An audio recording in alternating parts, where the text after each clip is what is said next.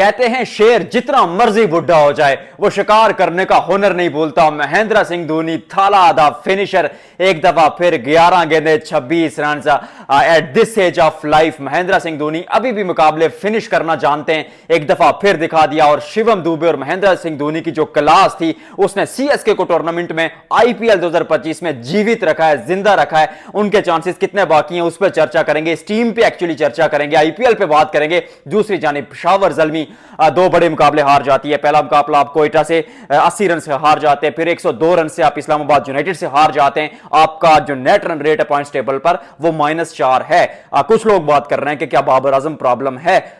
मैं इससे बिलीव नहीं करता, इस बात पे इससे एग्री नहीं करता। लेकिन एक बात हुई आज, जब 250 के आसपास का टोटल बनता है तो फिर वहां पर कमेंट्री पैनल में मौजूद थी लीसा, उन्होंने बात की कि अगर इस तरह का टारगेट आपके सामने होता है, इतने बड़े रन आपके सामने आ जाते हैं, तो मे भी आप सोचे कहीं ना कहीं कि शायद मिचेल ओवन को या किसी इस तरह के खिलाड़ी को, क्योंकि टीकेसी भी ओपनिंग करना जानते हैं, साइम अयूब ऑलरेडी वहां पर मौजूद थे, तो कुछ ऐसे खिलाड़ियों से ओपनिंग कराई जाए जो शुरू पर आपको पावर प्ले में 60 से 80 या उसके आसपास रन बना कर दें। कहने का मतलब था कि तेज स्टार्ट दें। तो आमिर सोहेल बोले, आमिर सोहेल ने कहा कि ऐसा करने के लिए आपको अपनी जो ईगो है ना वो अपनी जेब में डालनी पड़ती है। अब लोग बात कर रहे हैं कि क्या बाबर आजम के बारे में उन्होंने बात की, इसके बारे में चर्चा करेंगे। लेकिन सबसे पहले आईपीएल के उस मुकाबले की चर्चा करते हैं, क्योंकि थाला जब रन बनाता है, थाला जब सीएसके में अपने अवतार में आता है, बतौर कप्तान आता है, तो 5-5 ट्रॉफियां नाम के आगे हैं।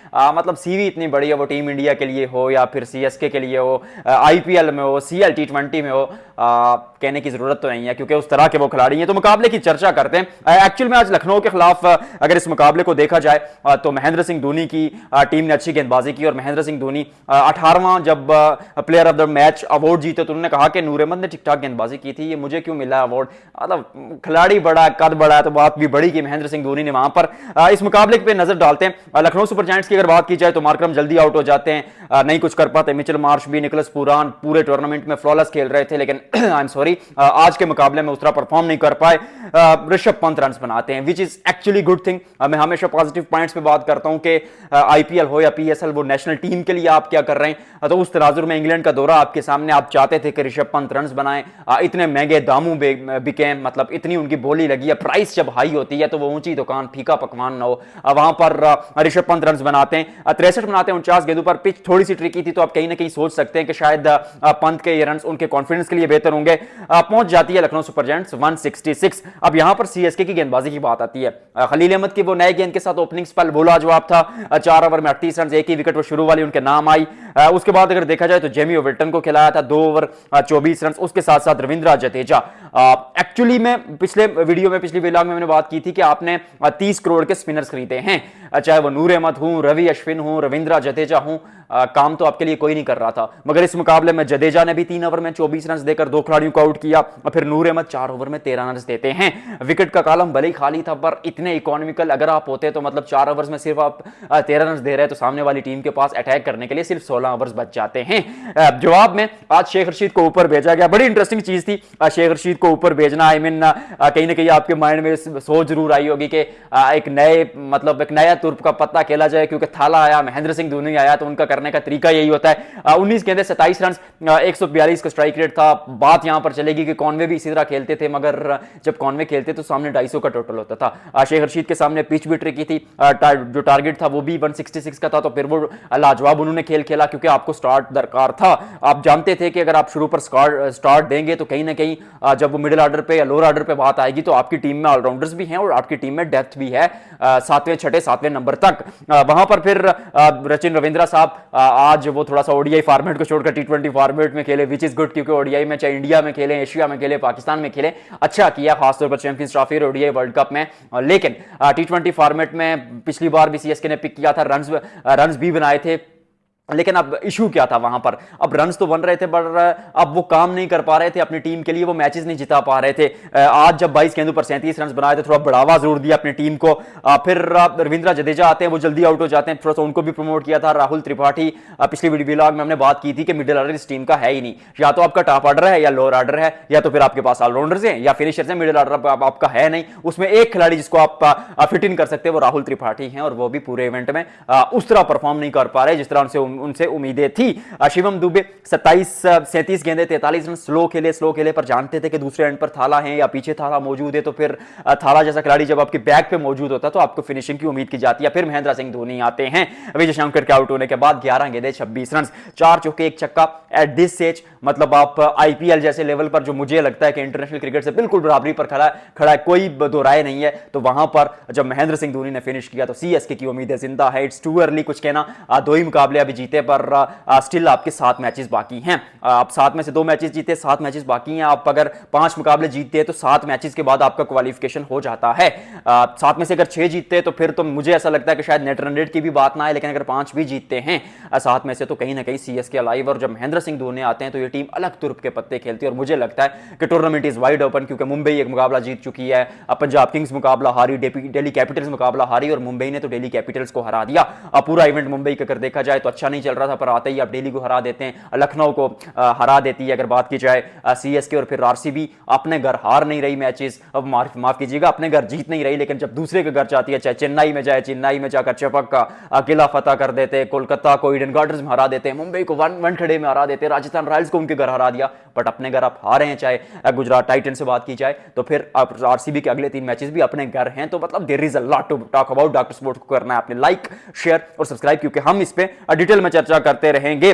थोड़ी सी अब बात करते हैं जी पीएसएल के उस मुकाबले की। सबसे पहले एक्चुअली में बाबर आजम की स्टोरी पर डिस्कस कर लेते हैं। बाबर आजम ने एक बड़ी खास बात कही आज प्रेस कॉन्फ्रेंस में कि हम प्रेस कॉन्फ्रेंस में नहीं, पोस्ट मैच सेरेमनी में, कि हम पावर प्ले को यूटिलाइज नहीं कर रहे जैसे दूसरी टीमें कर रहे हैं, दूसरे खिलाड़ी कर रहे हैं। तो बाबर साहब ओपनर तो आप ही हैं, मतलब आप खुद को ही ये कह रहे हैं, अगर कह रहे हैं तो बहुत अच्छी बात है, आप एक्सेप्ट कर रहे हैं, क्योंकि पावर प्ले में रन्स नहीं बन रहे और दूसरी टीमें जब फ्लॉलेस स्टार्ट लेती हैं तो कहीं ना कहीं शावर जल्मी एक तो विकेट खोने के बाद पावर प्ले में थोड़ा सा नीचे चली जाती है। तो we have to think about this कि कहां गलती हो रही है। बाबर आजम ने कहा कि हम बैठेंगे, सोचेंगे, मुशी भाई हैं, एनजी भाई हैं, वही बातें, मतलब जो कोई भी करता, नथिंग रॉन्ग के बाबर आजम ने कोई ऐसी बात की। तो फिर उसके बाद अगर देखा जाए तो साहबजादा फरहान का सबसे बड़ा plus point, Islamabad United toss जीता था, बल्लेबाजी की, पहली टीम थम्स अप। चैंपियन टीमों को फर्क नहीं पड़ता कि आप बल्लेबाजी करें या गेंदबाजी करें पहले, तो वहां पर क्या होता है, साहबजादा फरहान बना देते हैं 52 गेंदों पर 106 रन। पिछले 9 इनिंग्स में अगर बात की जाए तो 4 सेंचुरी और 3 फिफ्टियां इस खिलाड़ी के नाम के आ गए 9 टी20 इनिंग्स में। डोमेस्टिक क्रिकेट बहुत अच्छा खेले, चैंपियंस टी20 कप बहुत अच्छा खेले, डोमेस्टिक में हर साल रन बनाते हैं, पर जब पीएसएल में आते हैं या इंटरनेशनल क्रिकेट में जाते हैं तो परफॉर्म नहीं कर पाए। आज डोमेस्टिक परफॉर्मर ने परफॉर्म किया और it was a good sign कि आपके पास एक इस तरह का एक खिलाड़ी मौजूद है जो ओवर द ईयर्स डोमेस्टिक में रन बनाकर आ रहा है। क्योंकि मुझे ऐसा लगता है कि डोमेस्टिक के खिलाड़ियों को जो फर्स्ट क्लास क्रिकेट खेलते हैं या लिस्टे क्रिकेट खेलते हैं या इवन नेशनल टी20 कप जैसे टूर्नामेंट डोमेस्टिक में खेलते हैं, उनको मौका देना चाहिए, ना कि उन खिलाड़ियों को जो सिर्फ पीएसएल में 2-3 मैचेस में परफॉर्म करके टीम में आ जाते हैं। तो साहबजादा फरहान 203 के स्ट्राइक रेट से खेले। उसके अलावा अगर देखा जाए तो कॉलिन मुनरो पिटाई करते हैं, हमेशा से करते हैं, आज भी की, 27 गेंदे 40 रन। फिर सलमान अली आगा, दिन ब दिन ये खिलाड़ी इंप्रूव होता जा रहा है, फिनिशर के तौर पर खिला दो, मिडिल ऑर्डर में खिला दो, गेंदबाजी करा दो, फील्डिंग करा दो, बंदा एकदम टकाटक है। 15 गेंदे 30 रन इस्लामाबाद यूनाइटेड बना देता है, वहां पर 243 रन। अब जवाब में जब इस्लामाबाद 243 बनाता है तो आप 244 के हदफ के ताक़ुब में उतरते हैं, के जवाब में जब उतरते हैं तो आप सोचते हैं कि आप अटैकिंग क्रिकेट खेलेंगे, आपको कुछ एक्स्ट्राऑर्डिनरी करना पड़ेगा, क्योंकि आपको अगर ये मैच जीतना है तो आप उस 90s की अप्रोच के साथ या ओल्ड स्कूल थॉट के साथ ये मुकाबला जीत नहीं सकते, ये टूर्नामेंट जीत नहीं सकते। लेकिन फिर बाबर आजम जल्दी आउट हो जाते हैं, 3 गेंदे 1 रन, बाहर जाती गेंद थी डोरिश की, वहां पर उसको एज चला गया, बारी किनारा बल्ले का लगा, गेंद स्लिप में होल्डर के हाथ में गई और बाबर आजम जब आउट होते हैं, साइम अयूब एक्स्ट्रा अटैक करने की कोशिश करते हैं, जो उनके पास आता है उसको थ्रो करने की कोशिश करते हैं, इंजरी से वापस आए। ज्यादा बात करना शायद बनता नहीं है, बंदे में दम है, बट हर गेंद को ऐसे आप पढ़ के नहीं खेल सकते। और मानता हूं कि पाटे विकटे हैं, बट ये यूज्ड पिच थी, ऐसा नहीं था कि नई दिवेली बिल्कुल स्पॉट पिच तैयार की थी। साहबजादा फरहान ने भी कहा कि यूज्ड पिच थी, इस पर बल्लेबाजी करना इतना आसान था नहीं, वो आउट हो जाते हैं। अब शावर जल्मी की जो बैटिंग लाइन आप ताश के पट्टू की तरह गिरती है। फिर एक बात आती है कि Haris opener, Saim Ayub opener, Mitchell Owen opening करते हैं, टीम टीकेसी को वगैरह, टॉम कोलर कैडमोर को भी अगर आप ओपनिंग करा देते तो वो भी ओपनिंग कर लेंगे, और उसके अलावा बाबर आजम भी ओपनिंग करना पसंद करते हैं। तो 4-4, 5-5 ओपनर्स आपके पास मौजूद है, तो फिर मिडिल ऑर्डर तो आपके पास है नहीं। हुसैन तलत थोड़ा सा लोअर ऑर्डर में खेलना पसंद करते, तो फिर मोहम्मद हारिस को आपने नंबर 4 पे खिलाया, 87 रन बनाए 47 गेंदों पर, अच्छी इनिंग्स खेली एक्चुअली में। लेकिन वो हारे हुए लश्कर का जीता हुआ सिकंदर में आज उनको नहीं कहूंगा, क्योंकि बहुत अंतर था, बहुत फर्क था। कोशिश की, ठीक है, आप पे अपने रन बनाए, आपके कॉन्फिडेंस के लिए अच्छे हैं, बट टीम जब जीतती नहीं है तो इन रंजों का मेरे नजदीक कोई वजन नहीं रहता, कोई महत्व नहीं रहता। इसी तरह अब पेशावर ज़ल्मी की गेंदबाजी की बात की जाए, Naseem Shah 3 over 14 run, 1 wicket उनके नाम किया गया। अच्छी चीज़ है कि नसीम वापस कलर में आ रहे हैं, क्योंकि सामने एशिया कप है 2026 का T20 फॉर्मेट में, 2026 का T20 फॉर्मेट में, वर्ल्ड कप और T20 फॉर्मेट में, चाहे हारिस रऊफ हूँ, नसीम शाह हूँ, शाहीन शाह अफरीदी हूँ, आपको इनकी जरूरत पड़ेगी। लॉन्गर फॉर्मेट में भी कहीं ना कहीं ये खिलाड़ी बुझे हुए नजर आते हैं, बट वो 4 ओवर्स की जब बात आती है तो इतना दम हम इनमें जरूर मौजूद है कि 4 ओवर्स वो आपको अपने फुल पोटेंशियल के साथ डाल के दें।